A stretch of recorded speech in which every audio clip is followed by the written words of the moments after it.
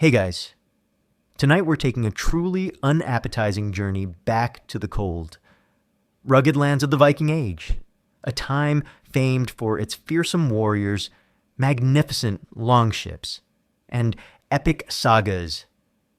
But we're not focusing on their conquests or their gods. Instead, we're pulling back the rough linen curtain to uncover why your daily food in the Viking Age utterly sucked.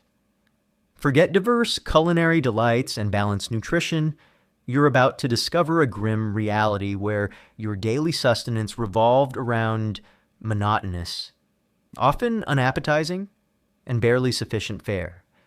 This wasn't about gastronomic pleasure. It was a relentless, day in, day out grind for sheer survival, fueled by whatever could be coaxed from the harsh northern lands and the unpredictable seas.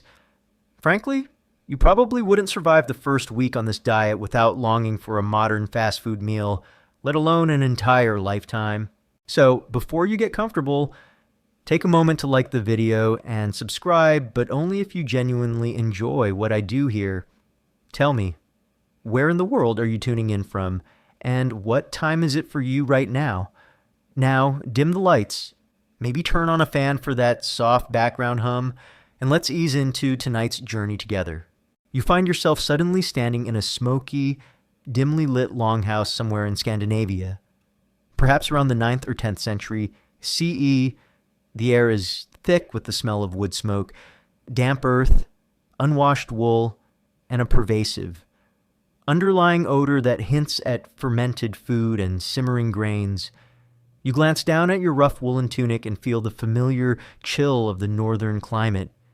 Even indoors, your stomach rumbles, not with the pleasant anticipation of a varied meal, but with the familiar, dull ache of perpetual hunger, a constant companion that defines your existence. You are, unequivocally, a Viking Age commoner, a farmer or a thrall slave, and your first thought, as always, is about food. The absolute bedrock of your daily diet, the very foundation of your existence, was grain. This wasn't the refined, fluffy white bread or sweet pastries you might associate with modern baking. This was coarse, heavy, and often barely digestible stuff, primarily made from barley, oats, or rye. Wheat, while known, was much rarer and largely reserved for more prosperous households or special occasions. So, your daily bread wasn't just a side dish, it was the main event. The very foundation of your caloric intake. It truly sucked to have every meal taste like the last one. Imagine waking up in your longhouse, the central hearth, which serves as your cooking fire, casts flickering shadows across the smoky interior. For breakfast, or perhaps your first meal after hours of chores, you're looking at a bowl of gruel or porridge. This was a thick, viscous mush, its consistency varying wildly depending on the amount of grain and water available. It would be made from whatever coarse grains were on hand, boiled simply with water. There would be no sugar, no added flavors beyond a pinch of salt if available and affordable, and certainly no fresh milk or butter for flavor or richness for most common folk.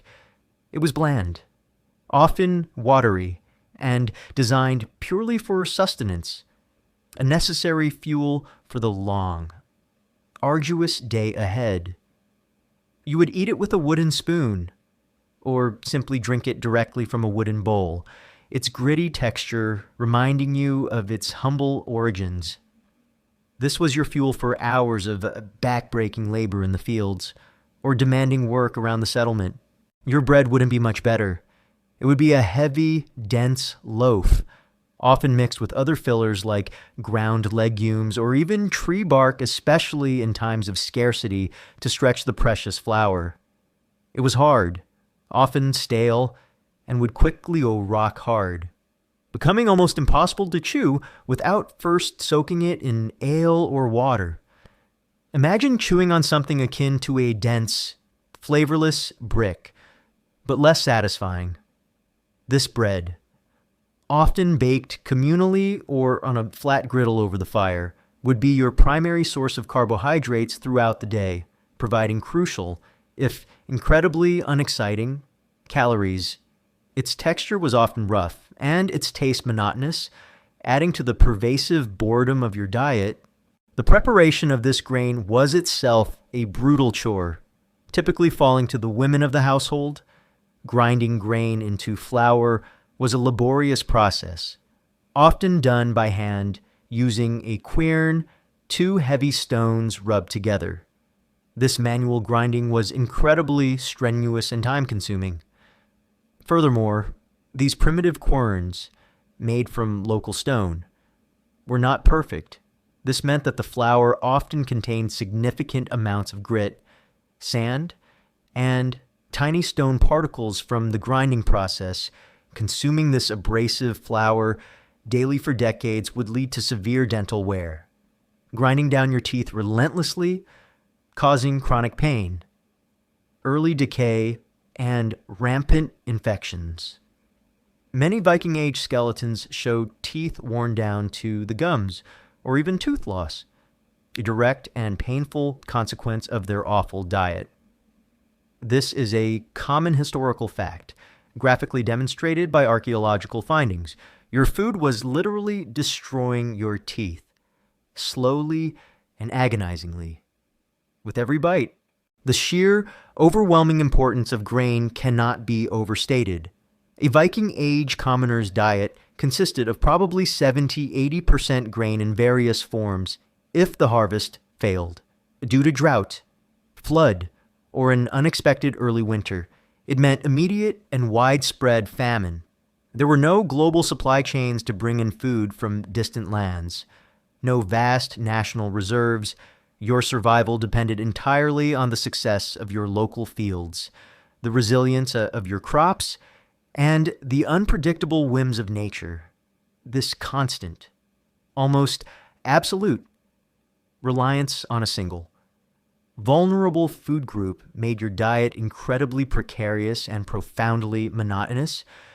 Your family's life literally hung on the successful growth of a few stalks of barley beyond mere sustenance.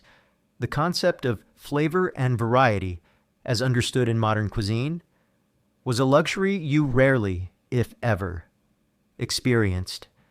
Spices from distant lands were impossibly expensive, reserved solely for the wealthiest chieftains or for trade. Your food would be seasoned, if at all, with locally gathered salt if accessible from coastal areas or salt springs, and perhaps a few wild herbs or onions grown in a small garden plot. There were no complex sauces, no intricate cooking techniques beyond boiling, roasting over an open fire, or baking on a griddle. Your palate was confined to the earthy, often bitter, taste of coarse grains, fermented products, and a minimally seasoned vegetables. The psychological toll of such a monotonous diet would be immense. Eating is not just about physical fuel, it's about enjoyment, social bonding, and a psychological break from the daily grind for the Viking Age commoner. Mealtimes were functional, a grim necessity, rather than a pleasurable experience. The constant repetition of flavors and textures, the knowledge that every meal would be essentially the same as the last, would lead to palate fatigue and a deep-seated boredom with food. Even when your stomach ached with hunger, imagine living a life where the most basic human pleasure, eating, was stripped of all joy, reduced to a mechanical act of consumption. This pervasive culinary monotony was a silent, insidious misery. One unique detail, sometimes overlooked, is the social aspect of the communal longhouse meal. While the food was monotonous, meals were often eaten communally around the central hearth, fostering a sense of togetherness and shared hardship. Families and perhaps even multiple related households would gather, sharing from a common pot. This communal eating, while practical for cooking, also served to reinforce social bonds and mutual reliance within the extended family unit. However, even this shared experience would be tinged with the pervasive grimness of the monotonous food, and perhaps the silent competition for the slightly larger portion or the slightly less gritty bite. Historians still meticulously study archaeological findings of cooking hearths, food remnants, and pottery in Viking longhouses to understand the specific dietary practices and communal eating habits, revealing how the pragmatic realities of survival often shaped social rituals. Furthermore, the very act of consuming your food was often done quickly, as time was a precious commodity. Meals would be eaten between demanding tasks, before heading to the fields, after returning from arduous chores, or during brief breaks in your work. There was no time for leisurely conversation or savoring flavors. Food was simply fuel, consumed efficiently to get back to the relentless demands of Viking Age life. This utilitarian approach stripped eating of its social and psychological comforts, reducing it to a fundamental, yet joyless, necessity. So, your daily life in the Viking Age was fundamentally defined by a diet based overwhelmingly on grains and gruel. This was a relentless cycle of monotonous, coarse, and often gritty porridges and dense bread, providing just enough energy to fuel your demanding labor. This pervasive culinary uniformity, combined with the lack of flavor, variety, and the physical toll on your teeth, was the first, and perhaps most foundational reason why your daily food in the Viking Age utterly sucked. Having endured the monotonous grind of grains and gruel, your daily diet in the Viking Age was further characterized by a profound and often frustrating scarcity of meat. Forget the popular image of Vikings endlessly feasting on roasted boars and hearty stews for the vast majority of the population. Meat was a rare and precious dream, a luxury rather than a daily staple, making your regular food consumption utterly sucked. Imagine your desire for meat. Your body, engaged in constant physical labor, would instinctively crave the rich protein and fat that meat provides, yet your meals would almost never feature it. The animals that supplied meat were far too valuable alive to be regularly slaughtered for consumption. Cattle, sheep, and goats were primarily kept for their milk, wool, and labor for plowing or pulling carts. A cow was an investment, a source of continuous dairy products and calves, far more useful alive than as a single meal. Similarly, sheep were prized for their wool, essential for clothing in the harsh northern climate, and goats for their milk and hardy resilience. Slaughtering them was a last resort, usually done only for old, infirm animals, or during special occasions. It truly sucked to see your food walk around all day. Pigs, while common and easier to raise for meat due to their rapid reproduction and ability to forage, were often reserved for communal feasts or cured through salting or smoking for long-term storage. Even then, they were not an everyday food source. Your access to pork would be limited to specific times of the year, usually after the autumn slaughter when animals were killed before winter set in and feed became scarce. Hunting offered another potential source of meat, but this was a precarious and often restricted activity. While wild game, like deer, boar, or various fowl might inhabit the forests, successful hunting required skill, time, and specialized equipment, bows, arrows, traps. More importantly, hunting rights were often controlled by the local jarl or chieftain, meaning common folk might be forbidden from hunting in prime areas, or could only hunt certain small game.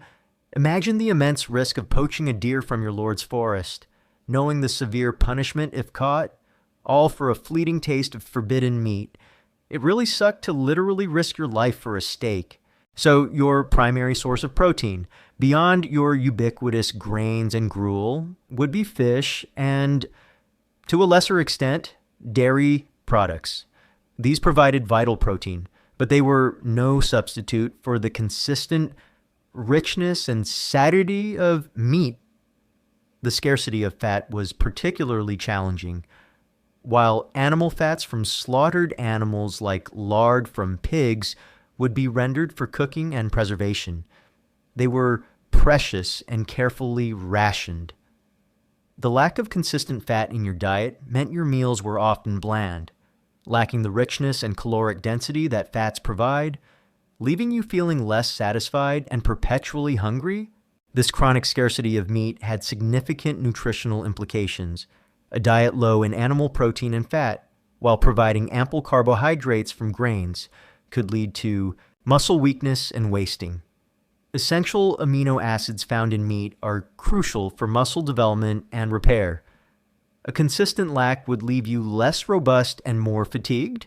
Iron deficiency anemia. Red meat is a prime source of easily absorbable iron. Its scarcity would lead to widespread anemia, causing chronic fatigue, weakness, and a weakened immune system, leaving you constantly tired and susceptible to illness. Lack of certain B vitamins. Meat provides vital B vitamins like B12, crucial for energy metabolism and nervous system function. Deficiencies could lead to neurological issues and overall malaise. Imagine living with this constant physical depletion, your body perpetually craving the nutrients it rarely received. It wasn't about weight loss.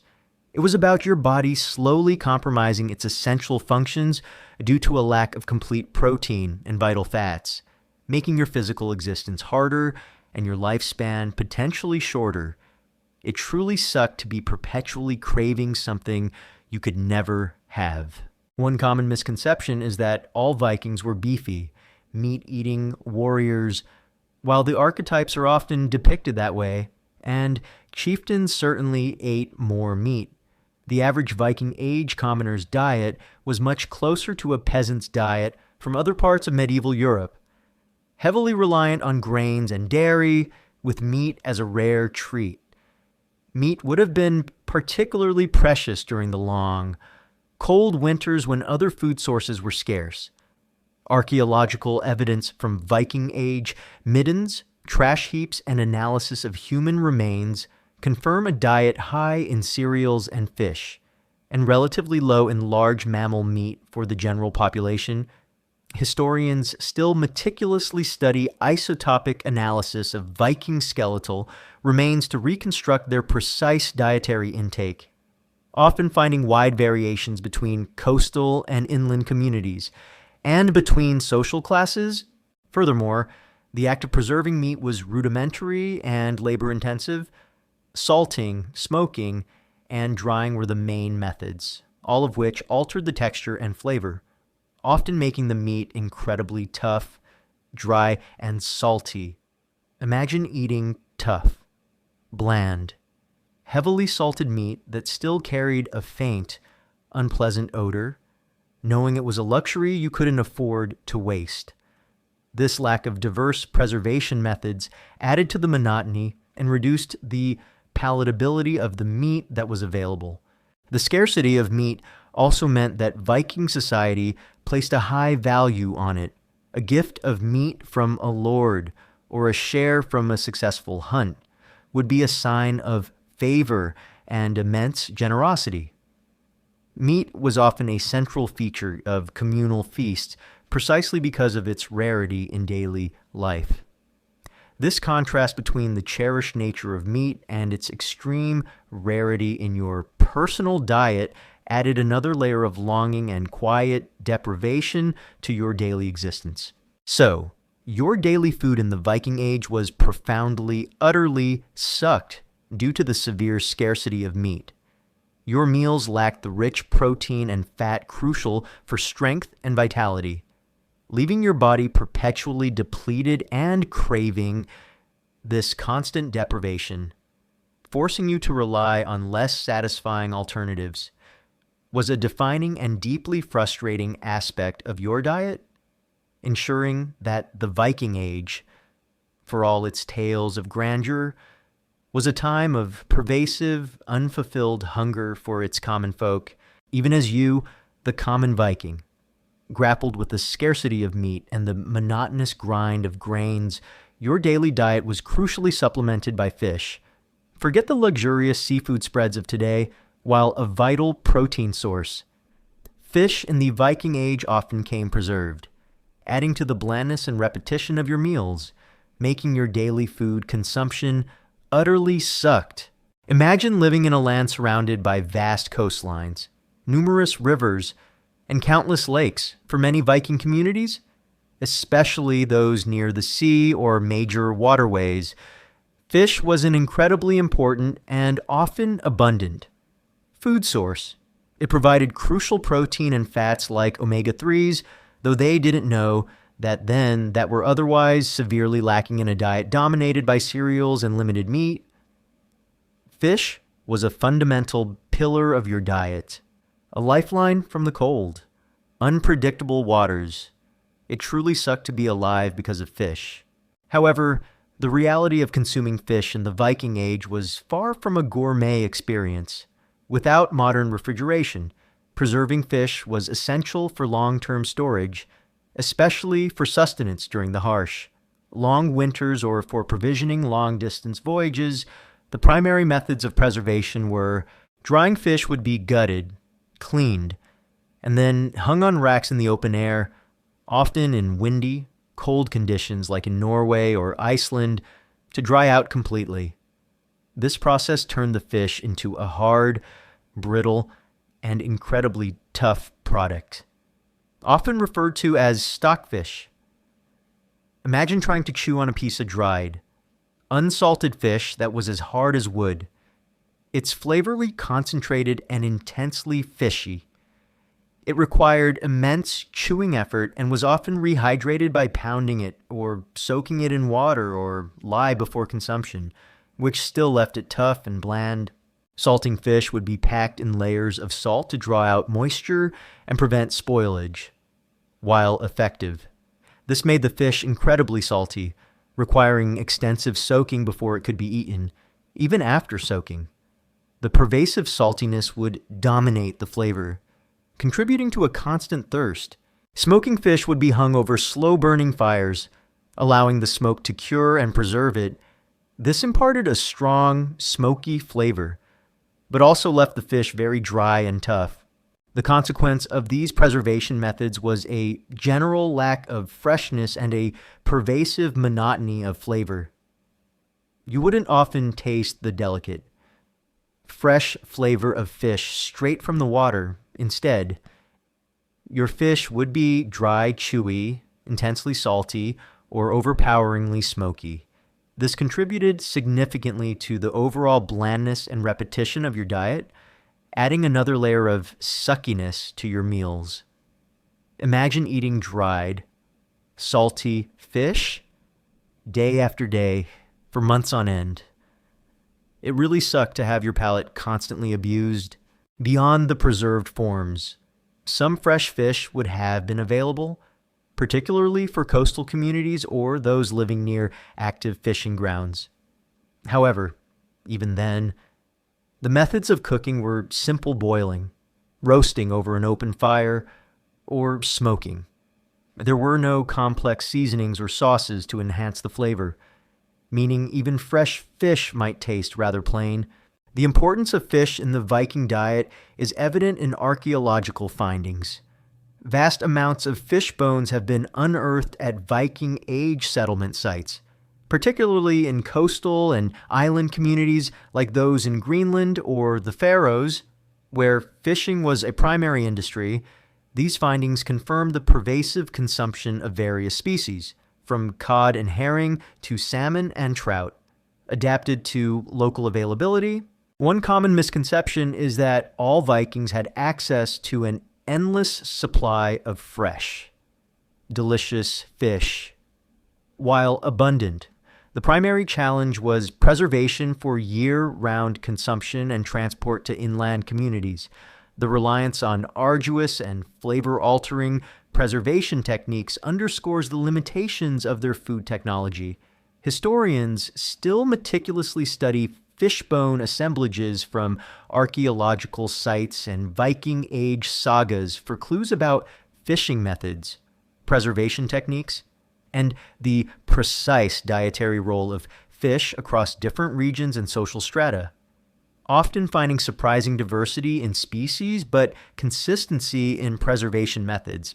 Furthermore, the act of fishing itself was dangerous and arduous, depending on the methods.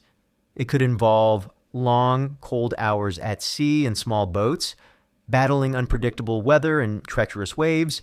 Fishing nets, hooks, and lines required constant maintenance and repair.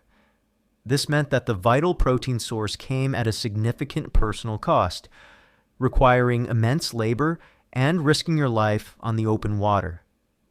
Imagine braving rough seas for hours, freezing cold and soaked, just to bring home a catch that would taste bland after preservation. The processing of fish after the catch was also laborious. Gutting, cleaning, salting, or hanging thousands of fish was a massive undertaking, typically involving the entire family or community. The pervasive smell of raw fish and salt would permeate your living areas during processing times, adding another layer of sensory discomfort to your daily life. Your very existence revolved around the relentless cycle of catching, preserving, and consuming this vital, yet often unpalatable, food source. So, your daily food in the Viking Age was profoundly, utterly sucked, not just because of its grain-heavy monotony, but also because of your reliance on fish, which, while a vital lifeline of protein, often came in dry, tough, and intensely salty or smoky preserved forms. This constant exposure to bland, repetitive, and often unappetizing preserved fish contributed significantly to the overall lack of culinary delight and the pervasive monotony of your diet, ensuring that your survival, though dependent on the sea, was far from a pleasant gastronomic journey. Even as you navigated the monotony of grains and the pervasive presence of preserved fish, your daily diet in the Viking Age was further shaped by dairy and fats. Forget the rich, creamy milk and butter of modern diets. In the Viking Age, these vital nutrients often came in fermented, sour, or limited forms, consumed more for survival than for taste, making your daily food consumption utterly sucked. Imagine your sources of dairy if your household was fortunate enough to own cows, goats, or sheep. You would have access to their milk, however. Raw milk, without refrigeration, spoils rapidly, especially in warmer months. This meant that fresh, sweet milk was a rare luxury, typically consumed immediately after milking or, more practically, reserved for infants and young children. For adults, milk was rarely drunk in its fresh form for long periods. It truly sucked to have your milk go bad in hours. Instead, the vast majority of your milk would be processed into fermented products designed for preservation and increased nutritional value. This meant consuming Skyr A thick, sour, yogurt-like product, particularly prevalent in Iceland but known elsewhere. Imagine a dense, tangy, and somewhat gritty fermented dairy product, often eaten plain or with a few berries if available. Its consistency was more like a soft cheese than a drinkable yogurt, and its flavor was distinctly sharp. While nutritious and protein-rich, its sourness and heavy texture contributed to the monotony of your palate. Buttermilk, the byproduct of churning butter. Buttermilk was a sour, thin liquid. While drinkable, its tangy taste was an acquired preference, and it was often used in cooking or consumed out of necessity rather than enjoyment. Cheese, a more solid form of preserved dairy. Cheese would be made from cow, goat, or sheep's milk. These cheeses were often hard, salty, and aged, designed for long-term storage while providing crucial fat and protein. Their flavor profiles were limited, and their texture could be quite tough. Imagine endlessly chewing on a hard, salty block of cheese, knowing it was a vital source of fat, but far from a gourmet experience. The act of churning butter or making cheese was laborious, typically falling to the women of the household. This process was essential for preserving precious fat and nutrients, ensuring a supply through the lean winter months. Your survival depended on these fermented products, however unappetizing they might seem. Fats themselves were incredibly scarce and highly prized. Your primary sources of fat would be butter churned from milk. Butter provided vital calories and energy, especially in a diet low in meat. It was used in cooking, or sometimes eaten with bread. However, without refrigeration, butter would quickly turn rancid.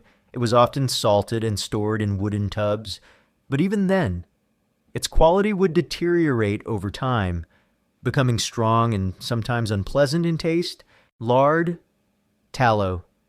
If you were fortunate enough to slaughter a pig or a cow, a rare event, as discussed, the fat would be rendered down into lard from pigs or tallow from cattle. These solid fats were used for cooking, preserving meat, making candles, and even as a primitive form of lubricant. They were incredibly valuable and carefully rationed, ensuring not a single drop was wasted. Fish oil for coastal communities. Fish oil, particularly from fattier fish like herring or cod liver, was an important source of calories and fat. It would be extracted from the fish and stored, often used as a cooking fat, a fuel for lamps, or even consumed directly as a supplement. Despite its strong, pungent taste, imagine taking a spoonful of strong fish oil daily, knowing it kept you healthy but making you gag. The scarcity of diverse and palatable fats meant your diet was often lacking in richness and satiety. Meals would feel less satisfying, and your body would constantly crave the energy that fats provide, especially during the cold Viking winters. This chronic deficiency contributed to a general feeling of less than optimal health and endurance. One common misconception is that all Viking-era dairy products were consumed fresh. In reality, fermentation and preservation were absolutely crucial for making dairy products last. Given the lack of refrigeration, this transformed the flavor and texture of milk, making sour, tangy, and hard products the norm rather than sweet, fresh ones. The ingenuity of Viking Age food preservation, while ensuring survival, often sacrificed palatability.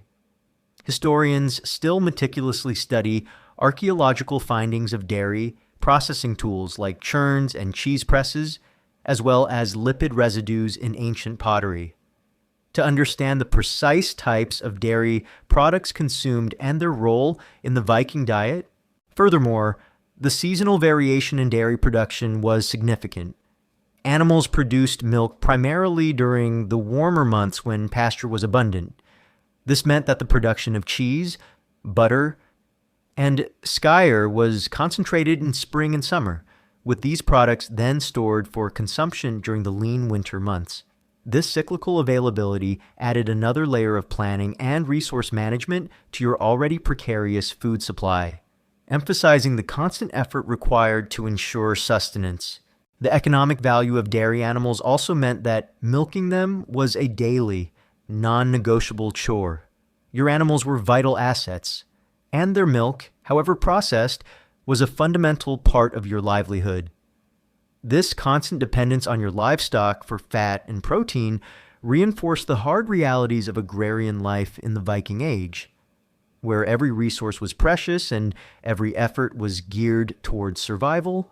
So, your daily food in the Viking Age was profoundly, utterly sucked, not just because of its grain-heavy monotony and meat scarcity, but also because of your reliance on dairy and fats that often came in fermented, sour, or limited forms. These vital nutrients, consumed more for survival than for taste, ensured your basic sustenance but contributed significantly to the monotonous and often unappetizing nature of your diet. leaving your palate perpetually craving richness and variety, even as you derived essential calories from your grains and proteins from preserved fish and fermented dairy. Your daily diet in the Viking Age was tragically incomplete, particularly when it came to vegetables and foraging. Forget diverse, fresh produce or nutrient-rich garden plots. Your access to these vital food groups was seasonal, limited, and often relied on risky, desperate foraging, making your daily food consumption utterly sucked. Imagine your local environment. While Viking communities certainly engaged in agriculture, their staple crops were grains, dedicated vegetable gardens, as we might conceive of them, were often small, limited to hardy, easy-to-grow plants. So, your primary access to vegetables would be seasonal and limited to a few specific types. You might grow some cabbages, onions, leeks, and root vegetables like turnips or carrots, though not the orange carrots we know today. But purple or white varieties, these hardy crops could be stored for a period, providing some sustenance through the lean months, but their nutritional value would diminish significantly over time. Imagine eating boiled cabbage, day after day, week after week, as your sole source of greens. It truly sucked to have your salad be just boiled roots.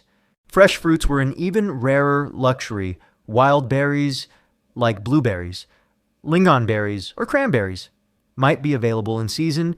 If you were fortunate enough to live near forests or moors, apples and pears, if cultivated, would be scarce and often destined for making cider or simple preserves. These fleeting bursts of sweetness and vitamins would be cherished, but their availability was incredibly limited, making them a treat rather than a consistent dietary component. Imagine waiting all year for a handful of berries, only for them to be gone in a week. It really sucked to wait for fruit. This consistent lack of fresh fruits and vegetables meant you were perpetually battling chronic vitamin and mineral deficiencies. You weren't getting enough vitamin C, leading to a high risk of scurvy, this horrific disease, often associated with long sea voyages, was also prevalent in landlocked communities with poor diets. Imagine your gums bleeding, your teeth loosening, old wounds reopening, and your limbs swelling painfully, all while suffering from profound fatigue. Scurvy would slowly, agonizingly, break down your body, eventually leading to a slow, agonizing death. You also risk deficiencies in vitamin A essential for vision, leading to night blindness, and various B vitamins crucial for energy metabolism and nervous system function. These hidden hungers manifested as general malaise, weakness, and a compromised immune system. To supplement your meager diet, you would often resort to foraging. This was a desperate, often risky, act of survival, requiring extensive knowledge of local plants. You would spend hours scouring forests, meadows, and riverbanks for edible wild greens, roots, mushrooms, and berries. This demanded skill and experience, as a single mistake in identification could lead to consuming poisonous plants, causing severe illness or death. Imagine carefully examining every leaf, every root, every mushroom, knowing that a wrong choice could mean agonizing pain or death for your family. It truly sucked to have your survival depend on guesswork. Foraging was often a seasonal activity, meaning its bounty was only available for limited periods. In winter, when the ground was frozen and plants lay dormant, your foraging options would shrink dramatically, forcing you to rely solely on meager stored provisions. This intensified the hunger gap, the period in late spring when previous year's stores dwindled and new crops or wild edibles weren't yet ready. One common misconception is that all Viking Age communities had robust, diverse agricultural systems. While some areas were more fertile, many Scandinavian regions were harsh, with short growing seasons and challenging terrain, limiting agricultural output and reliance on hardy grains. This made foraging, even with its risks. An indispensable part of the survival strategy for many, filling crucial nutritional gaps. Historians still meticulously study paleobotanical evidence, plant remains from archaeological sites, and ancient agricultural texts to understand the precise mix of cultivated and wild foods in different Viking Age diets, often finding extensive evidence of foraged plants alongside domestic crops. Furthermore, the lack of food preservation techniques for fresh produce compounded the scarcity, unlike grains or fish that could be dried or salted. Vegetables and fruits were difficult to preserve effectively for long periods without modern methods. This meant that any fresh produce acquired would have to be consumed quickly before it spoiled, making it difficult to store vitamins and minerals for the lean winter months. This contributed directly to the pervasive and chronic nutritional deficiencies. The psychological toll of constantly battling hunger and nutritional deficiencies would be immense. You would feel perpetually tired. Your body would ache, and your mind might be dulled by the lack of essential nutrients, the gnawing fear of scurvy, the visible signs of illness in your community, and the knowledge that your food was barely keeping you alive would erode your spirit, leading to a profound sense of weariness and existential dread. Your entire existence was a testament to survival, but rarely to thriving. So, your daily food in the Viking Age was profoundly, utterly sucked, not only due to its monotonous grains and scarce meat, but also because of the tragic inadequacy of vegetables and foraging. Your diet lacked essential vitamins, leaving you vulnerable to debilitating diseases like scurvy and forcing you into risky, desperate acts of foraging. This pervasive nutritional deficiency was a defining and deeply miserable aspect of your existence, ensuring that the Viking Age, for all its tales of exploration, was a time of pervasive, unfulfilled hunger for its common folk. Even as you struggled with chronic hunger and the terrifying risk of scurvy, your daily hydration in the Viking Age presented its own set of disturbing challenges. Forget clean, safe tap water. Your primary liquid intake revolved around ale, mead, and contaminated water, making your daily sustenance profoundly, utterly sucked. Imagine waking up thirsty in your longhouse. Your first instinct might be to reach for water, but the reality of water sources in the Viking Age was grim. Rivers, streams, and wells, while seemingly natural and fresh, were often contaminated by human and animal waste, agricultural runoff, and general refuse from settlements. There was no understanding of microbiology. You couldn't see the invisible pathogens lurking in the water. Drinking directly from such sources carried a high and constant risk of contracting debilitating waterborne diseases like dysentery, typhoid fever, or various parasitic infections, which could rapidly lead to severe dehydration and death in a world without modern medicine. It truly sucked to risk your life just for a sip of water. So, the solution for hydration, surprisingly, was often ale or mead. These weren't necessarily for getting drunk, though that certainly happened, but because the brewing process made them significantly safer to drink than raw water. Ale, brewed from barley or oats, was the most common beverage. The crucial step was boiling the water during brewing, which killed most of the harmful bacteria and pathogens. This made ale a fundamentally safer and more reliable source of hydration than direct water from a potentially contaminated source. Imagine children even drinking weak ale throughout the day, a testament to its perceived safety over water.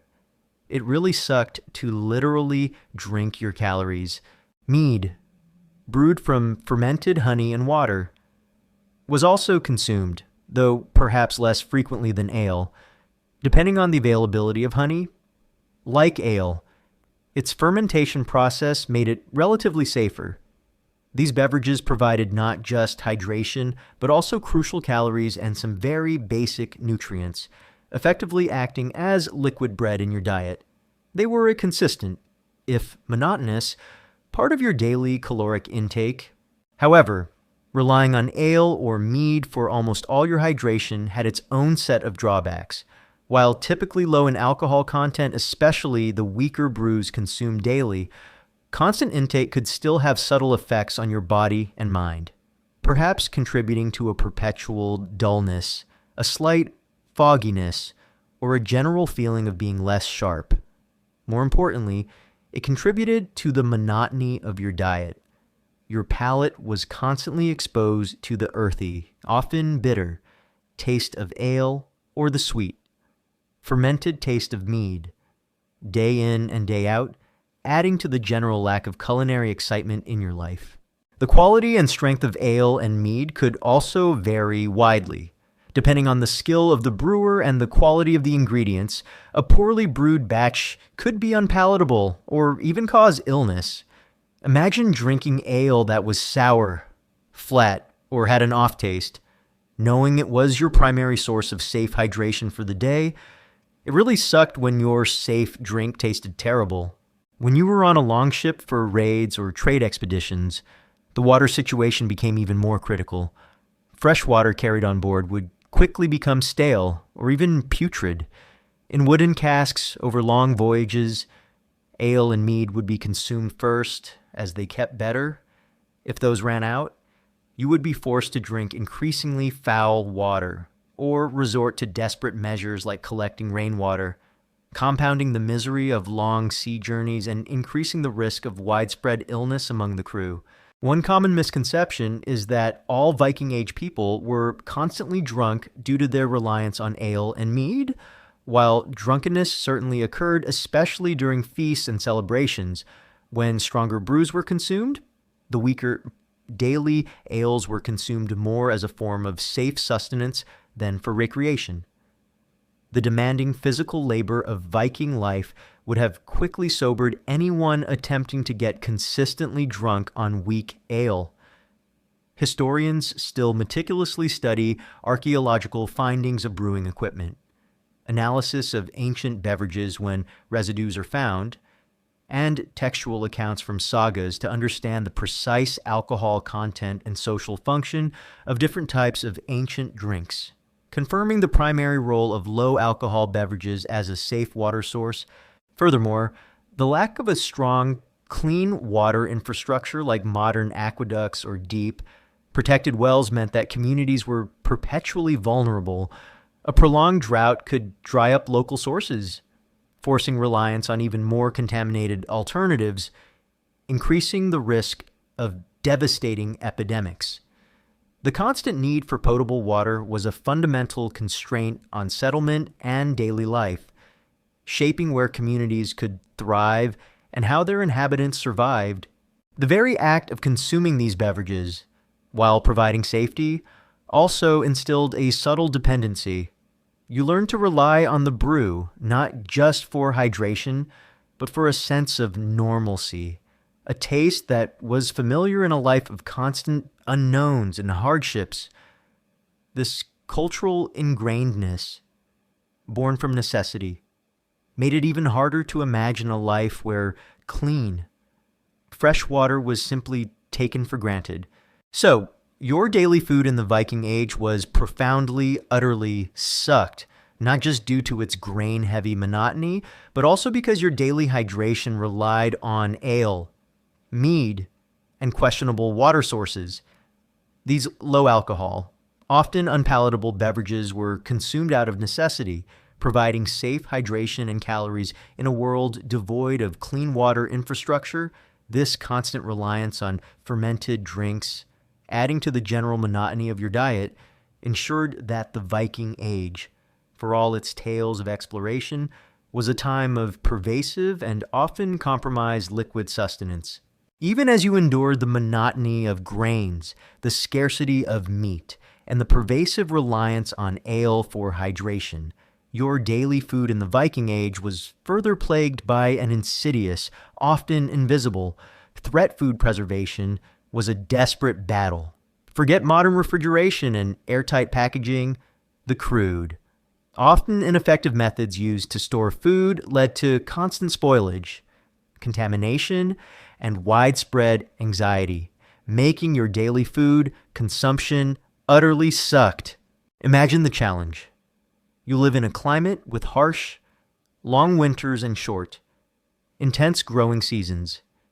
Your survival depends on accumulating enough food during the bountiful summer and autumn to last through the lean months, but without any understanding of microbiology or advanced preservation techniques. Keeping food safe and edible was a constant, precarious struggle. Every storage decision was a gamble with your very survival. It truly sucked to watch your dinner slowly die. Your primary method for preserving grains was simply storage in dry, cool places like granaries, pits, or chests.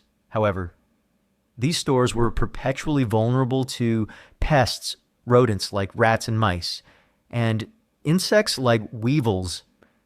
Imagine opening a sack of precious barley only to find it riddled with rodent droppings, gnawed through, or crawling with insects. While you might try to pick out the worst bits, much of it would be consumed anyway, unknowingly exposing you to contamination and disease.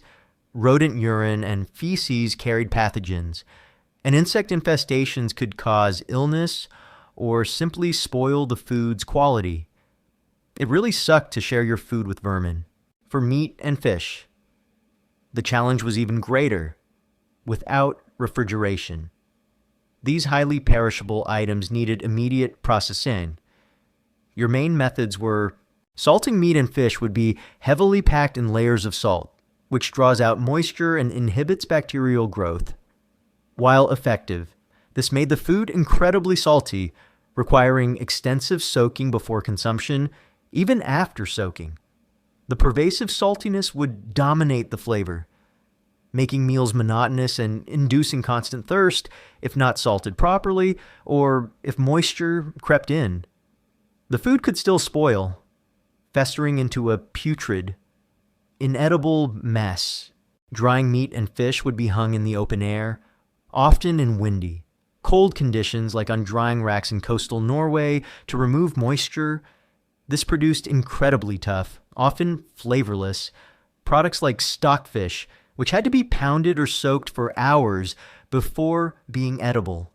If the weather was too humid or warm, the food could rot or grow mold before fully drying, wasting precious resources. Smoking meat and fish would be hung over slow-burning fires, allowing the smoke to cure and preserve them. This imparted a strong, smoky flavor, but also left the food very dry and tough. The smoke itself could contain carcinogens, an unseen long-term health risk. Imagine diligently processing a harvest or a large catch, investing immense labor and precious salt, only for it to be ruined by a sudden change in weather, a pest infestation, or simply imperfect execution. These losses were catastrophic, as they directly threatened your survival through the winter. The anxiety surrounding food spoilage would be a constant, gnawing presence. It really sucked to watch your hard work rot. Beyond obvious spoilage, the lack of hygiene in processing and storage led to widespread bacterial contamination. Hands, tools, storage containers, none were sterile. Pathogens from the environment, from animal waste, or from previous batches could easily contaminate fresh food during processing. This meant that even preserved food, if handled improperly, could harbor deadly bacteria, leading to food poisoning, dysentery, or other severe gastrointestinal illnesses. You were constantly gambling with your digestion. Root cellars and pits were used for vegetables like cabbages, turnips, and parsnips. While these provided cool, relatively stable environments, they were still susceptible to mold, rot, and rodent infestations. Over time, stored vegetables would lose much of their nutritional value, becoming less palatable and less nourishing. The concept of fresh produce in winter was almost non-existent. One common misconception is that ancient food preservation methods were foolproof. In reality, while they were the best available at the time, they were far from perfect and frequently failed, leading to significant food waste and recurring periods of scarcity. The sheer amount of labor involved in gathering, processing, and storing food was enormous, and any failure could have immediate and devastating consequences for a household's survival. Historians still meticulously study archaeological findings of ancient storage pits, food remnants like desiccated grains or bones with cut marks, and the designs of longhouses to understand the diverse, yet often precarious, food preservation strategies employed across different Viking Age communities. Furthermore, the very taste of these preserved foods added to the dietary misery. The heavy salting, the intense drying, and the pervasive smokiness fundamentally altered the natural flavors, often making food incredibly bland, tough, and difficult to chew. This meant that even when you had food, it was often unappetizing, contributing to a constant sense of culinary dissatisfaction. Your life was sustained by food you barely enjoyed, a grim reality of necessity over pleasure. The psychological toll of constantly battling spoilage and contamination was immense. The knowledge that a significant portion of your hard-won harvest or catch could be lost, that unseen dangers lurked in your food stores, created a pervasive anxiety. You would constantly check your provisions, always vigilant for signs of rot or infestation, knowing that your survival through the lean months hinged on their integrity. This made food not just a source of sustenance, but a source of perpetual worry. So your daily food in the Viking Age was profoundly, utterly sucked because food preservation was a desperate battle. The crude, often ineffective methods used to store food led to constant spoilage, rampant pest infestations, and pervasive bacterial contamination. This relentless struggle against unseen enemies, ensuring that your provisions were always at risk, was a defining and deeply miserable aspect of your existence, transforming the vital act of storing food into a terrifying gamble with your very survival. Even as you battled against constant food spoilage and the lurking threats of contamination, your life in the Viking Age was defined by a brutal, relentless cycle of famine and feast. Forget consistent nutrition. Your existence swung wildly between periods of gnawing starvation and rare, short-lived celebrations, making your daily food consumption profoundly, utterly sucked. Imagine the terrifying reality of the hunger gap. This was a period, typically in late spring or early summer, when the previous year's harvest supplies had dwindled to dangerously low levels and the new crops weren't yet ready for harvest. For Viking communities, heavily reliant on local agriculture and stored provisions, this was a universally dreaded time. Your family's granary would be almost empty, your salted fish stores depleted, and any remaining preserved meats would be heavily rationed. Hunger, a dull ache in normal times, would intensify into a constant, gnawing torment, a profound physical weakness that permeated your very being. It truly sucked to be perpetually hungry, even after eating. During these periods of scarcity, your daily diet would become even more meager and monotonous than usual. You would subsist on the barest minimum of coarse gruel, perhaps supplemented by desperate foraging for wild edibles like roots, bark, or whatever meager greens could be found. These famine foods, often indigestible or nutritionally poor, were consumed out of sheer desperation, offering little relief and sometimes even causing further illness. Imagine the psychological toll of constantly searching for food, knowing that starvation was a very real, very close threat, always looming on the horizon. Famine itself was a recurring nightmare, a devastating consequence of crop failures caused by prolonged droughts, excessive rains leading to floods, unexpected early frosts, or devastating insect infestations. A major famine could wipe out entire communities, leading to widespread death from starvation or disease as malnourished bodies were highly susceptible. You would witness your neighbors, your friends, and even members of your own family waste away from hunger, their bodies growing thin, their eyes hollow, their movements slow and listless. The memories of such widespread suffering would be seared into your mind, a constant reminder of the precariousness of your existence. It really sucked to literally watch people starve to death. But then, in stark, almost jarring contrast, would come the feasts. These were rare. Communal celebrations marking important religious holidays like Yule or the spring equinox, a successful harvest, a victorious raid, a wedding, or a funeral on these precious occasions. The usual dietary restrictions would be lifted, and for a brief, glorious period, you might experience a bounty of food that was otherwise unimaginable. Picture yourself gathered in the longhouse, the air thick with the smell of roasting meat and brewing ale. There might be roasted boar, mutton, or beef, perhaps even a freshly caught salmon. If available, breads would be richer, perhaps flavored with honey. Ale and mead would flow freely, often stronger brews than your daily fare, inducing a sense of joyful abandon. You would eat until your stomach ached with fullness, savoring every bite, knowing that such abundance was a fleeting luxury. These feasts were not just about food, they were vital social occasions, reinforcing communal bonds, sharing wealth, however temporary, and offering a rare psychological release valve from the grinding hardships of daily life. It really sucked to feast, knowing it wouldn't last.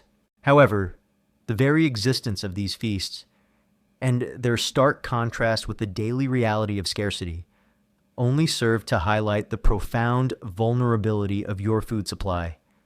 The brief moments of indulgence emphasized how truly, utterly sucked your regular diet was, making the lean times feel even leaner, the hunger even more acute. The memory of abundance would make the subsequent return to gruel and hardtack even more demoralizing. You were living a life of extreme dietary swings, from near starvation to temporary gluttony, with no stable middle ground. One common misconception is that Vikings always had plentiful food due to raiding.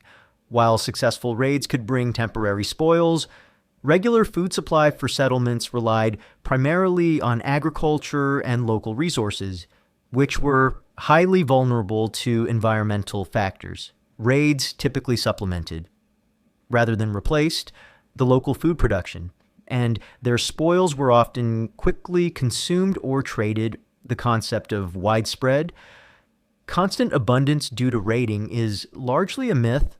Historians still meticulously study archaeological evidence of seasonal food consumption, e.g., bone fragments, seed remains in middens, and climate data from the Viking Age to understand the precise impact of hunger gaps and famines on different communities, consistently confirming the cyclical nature of food scarcity and the prevalence of famine foods.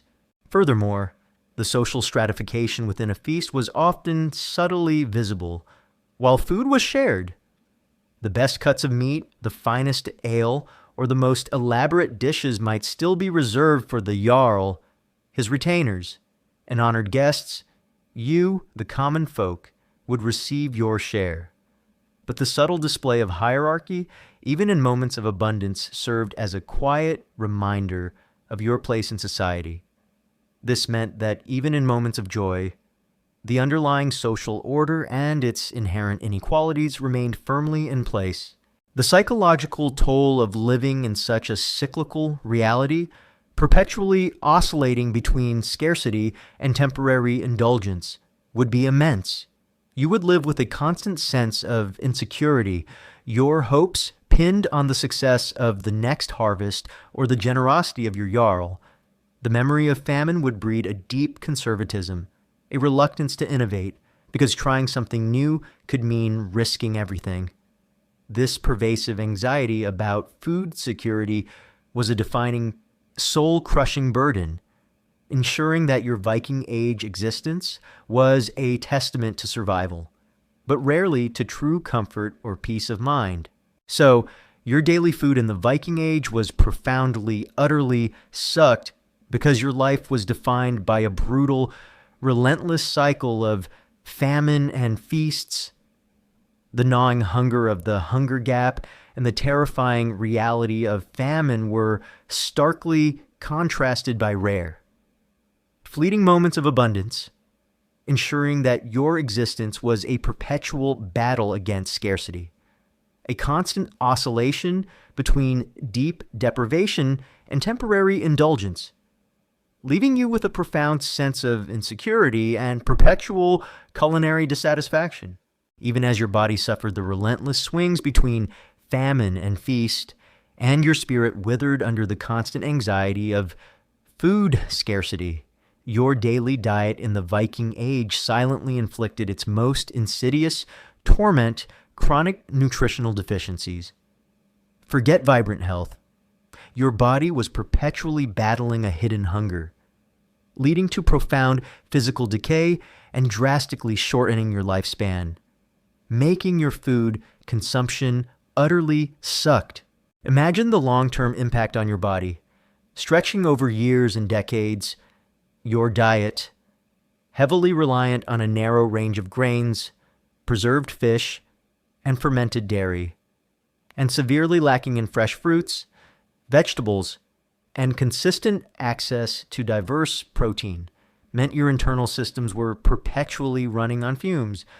This wasn't just about feeling a bit tired, it was about a systemic, insidious breakdown that manifested in a multitude of painful and debilitating ways.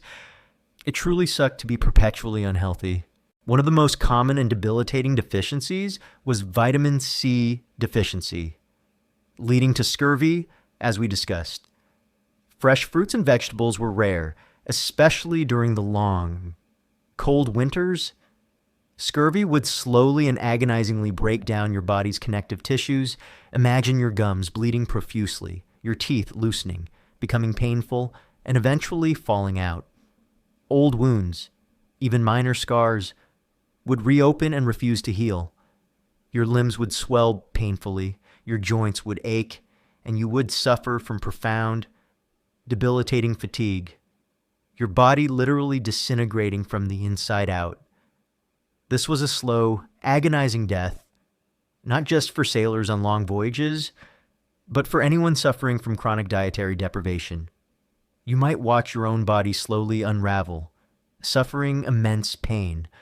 Without understanding the cause, it really sucked to literally rot from the inside out because your diet was so bland. Beyond scurvy, your body faced a myriad of other hidden hungers: iron deficiency anemia, the scarcity of red meat and fresh greens, combined with a diet high in grain which can inhibit iron absorption, would lead to widespread anemia. Imagine chronic fatigue, profound weakness, dizziness, and shortness of breath from simple exertion. Your body's ability to carry oxygen would be compromised, leaving you constantly drained and pallid. Vitamin D deficiency rickets. While Vikings had some sun exposure, particularly in summer, and consumed fish oils a source of vitamin D, long, dark winters and limited dietary sources meant many suffered from rickets in children, leading to soft, deformed bones, or osteomalacia in adults, leading to soft, painful bones. Your bones, already stressed by hard labor, would be weak and prone to fracture, and your overall stature might be stunted if you suffered from childhood deficiencies. Protein deficiency, despite reliance on fish and dairy, inconsistent access to high-quality protein, especially complete proteins from meat, would lead to muscle wasting, overall weakness, and impaired growth, particularly in developing children. Your body would struggle to repair itself and maintain muscle mass. Dental problems. As explored in Chapter 1, the gritty nature of your grain-based diet, containing tiny stone particles from querns, would relentlessly abrade your tooth enamel. This, combined with the lack of dental hygiene and rampant scurvy, led to severe tooth wear, decay, abscesses, chronic pain, and early tooth loss. Imagine the constant, throbbing agony of decaying teeth, making every bite of your coarse food an ordeal and leading to systemic infections that could be fatal. Your immune system would be perpetually compromised. The constant physical exertion, sleep deprivation, exposure to extreme weather, and underlying malnutrition left your body's defenses severely weakened. This meant that common illnesses like colds, flus, or minor infections, which a well-nourished body could typically fight off, could quickly escalate into life-threatening conditions like pneumonia or sepsis. You were a walking target for every pathogen, your body barely holding itself together. It really sucked to be a walking petri dish. The psychological toll of this chronic health decay would be immense. You would live with perpetual aches and pains, unexplained fatigue, and a constant awareness of your body slowly failing. The sight of your neighbors and family members suffering from similar ailments or succumbing to seemingly minor sicknesses would reinforce the hopelessness.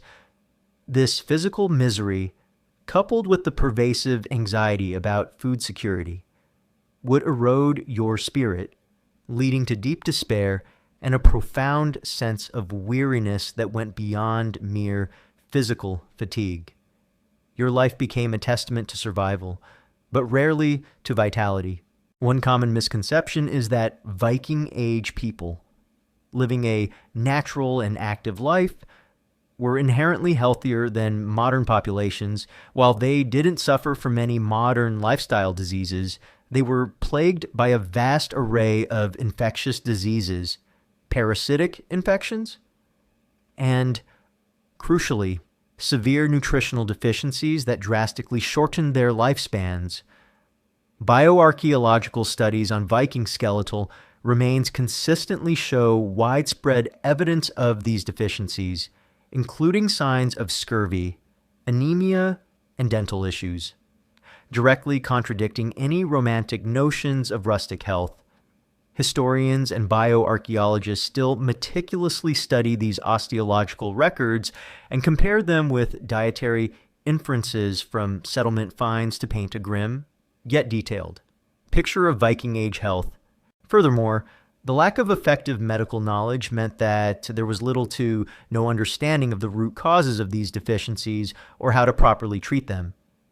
Herbal remedies might offer some symptomatic relief, but they couldn't cure a systemic lack of vitamin C or iron. You would simply endure the pain and slow decay or succumb to it without knowing why your body was failing. This medical impotence added another layer of suffering, ensuring that your ailments were prolonged and agonizing. The very act of labor, essential for your survival, exacerbated these deficiencies. Your body needed immense energy and nutrients to perform its daily tasks, yet it was provided with a meager, deficient diet. This created a cruel feedback loop. Work demanded more nutrients, but provided less, accelerating the breakdown of your body. Your life was a constant draw on a perpetually empty nutritional bank. So, your daily food in the Viking Age was profoundly, utterly sucked because of the pervasive reality of chronic nutritional deficiencies. Your diet, lacking essential vitamins, minerals, and consistent protein, systematically eroded your body, leading to debilitating diseases like scurvy and anemia. severe dental decay, and pervasive physical decay. This constant, insidious breakdown of your health, guaranteeing a shortened, painful life, was a defining and deeply miserable aspect of your existence, ensuring that your survival was a continuous battle against a body slowly consumed by unseen hungers. You've battled through the monotonous grind of grains, endured the frustrating scarcity of meat, relied on bland preserved fish and sour dairy for sustenance, suffered from a profound lack of fresh produce, consumed ale as your primary source of safe hydration, struggled with crude food preservation, endured the brutal swings between famine and feast, and finally, withered under the insidious toll of the chronic nutritional deficiencies. As the phantom taste of coarse gruel fades and the imagined chill of the longhouse dissipates, a profound, lingering truth settles upon you. Your daily food in the Viking Age was utterly sucked, defining a life of relentless hardship, not pleasure, and leaving a legacy of pervasive physical struggle. Consider the relentless monotony that defined every meal, day after day, year after year. Your diet revolved around the same handful of coarse grains, boiled into gruel or baked into hard bread. The scarcity of diverse ingredients meant little flavor, little variety, and no culinary delight. Eating became a mere functional necessity, a joyless act of shoveling fuel into your body to keep working. Rather than a source of pleasure or social comfort, this pervasive culinary boredom was a silent, soul-crushing misery that underscored every aspect of your daily life. It truly sucked to be perpetually bored by your own sustenance. Then there's the constant struggle against scarcity and spoilage. Your survival hinged on the success of precarious harvests and the effectiveness of crude preservation methods. You lived with the perpetual anxiety of the hunger gap, the terrifying prospect of famine, and the knowledge that your precious stores were vulnerable to pests and rot. Every bite you took was a gamble against contamination, a risk of foodborne illness that could turn a minor ailment into a deadly ordeal. This relentless battle to simply acquire and preserve enough food created a pervasive undercurrent of anxiety that never truly dissipated. And what about the insidious, long-term health consequences? Your diet, chronically lacking in essential vitamins, minerals, and consistent protein, led to a slow systemic breakdown of your body, scurvy, anemia, rickets, severe dental decay. And compromised immune function were not exceptions. They were pervasive realities for the vast majority of the Viking Age population. You lived with constant aches and pains, your body perpetually weakened, silently decaying from within, making you susceptible to every passing disease. Your short lifespan was a grim testament to the silent toll of nutritional deprivation. You were literally fueled by your own impending physical demise. Finally, the stark absence of pleasure. Food in the Viking Age was not meant for indulgence. It was a tool for survival, a means to endure the harsh climate, the demanding labor, and the frequent periods of warfare or raiding. There was no concept of a balanced diet for optimal health, only enough calories to keep you alive. The fleeting joys of a rare feast only served to highlight the profound, unfulfilled hunger and the constant deprivation that defined your regular diet. Your connection to food was one of necessity, not enjoyment, forever reinforcing the brutal realities of your existence. It truly sucked to live a life with so little pleasure. The overall impact of this diet was a population that, while physically resilient in many ways, bore the pervasive scars of chronic nutritional stress. This affected everything from their daily energy levels and susceptibility to disease to their physical stature and long-term health.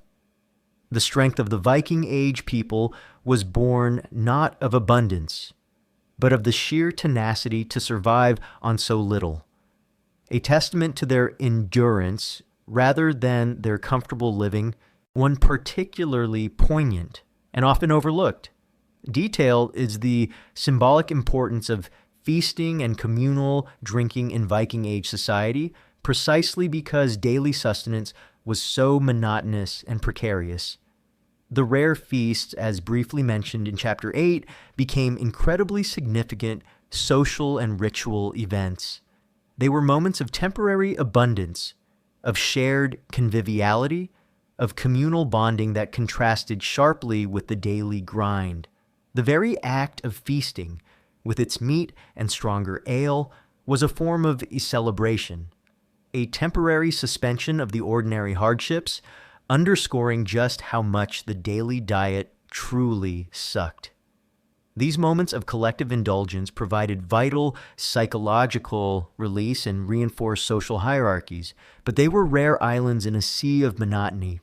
Historians still meticulously study archaeological findings of feast halls, drinking vessels, and animal bone assemblages from communal sites to understand the precise ritual and social functions of these rare moments of dietary abundance in the Viking Age.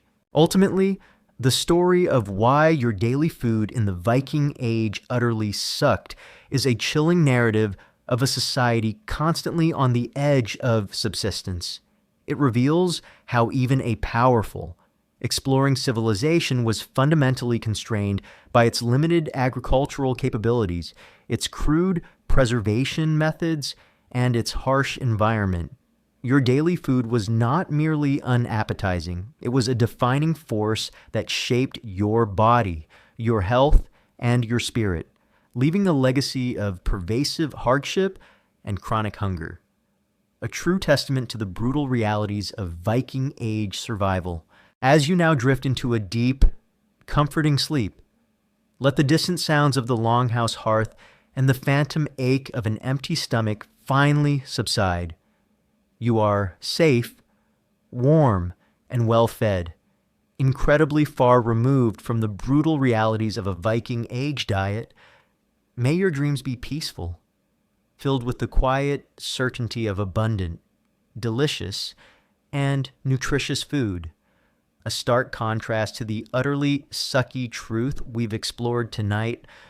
And now, good night, and to have sweat dream.